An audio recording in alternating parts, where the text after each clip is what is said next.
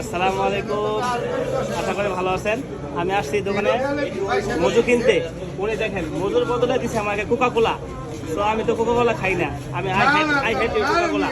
আমাকে তারপরে আবার নতুন করে আবার মজু কিনে নিয়ে আসলাম। দেখেন তাকে বললাম যে আমি তো কোকা কোলা খাই না, এটা আমি ঘৃণা করি। Boycott boycott boycott. এখন থেকে হবে মজু মজু, সবাই কিনবেন মজু।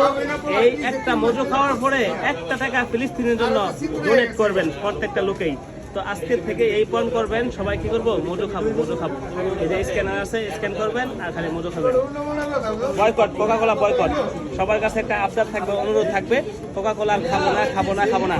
এখন থেকে ইন্ডিয়া প্লাস ইসরায়েলের যত পণ্য আছে সবগুলা বয়কট করবো ইনশাআল্লাহ ইনশাআল্লাহ। পাশে থাকবেন। মজু দেখে খেয়েছি ক্রাশ, কোকা কোলাকে দিয়েছি বাস। এখন থেকে হবে মজু মজু, এখন থেকে আর হবে না কোকা কোলা। কিসে? হ্যাঁ এটাই তো করতেছে। ঠিক খেয়েছি কাশ, কোকা কোলাকে দিয়েছি বাস। এখন থেকে হবে মজু মজু।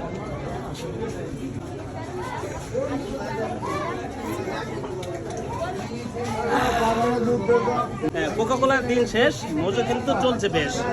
এখন থেকে হবে মজু মজু মজু দেশীয়।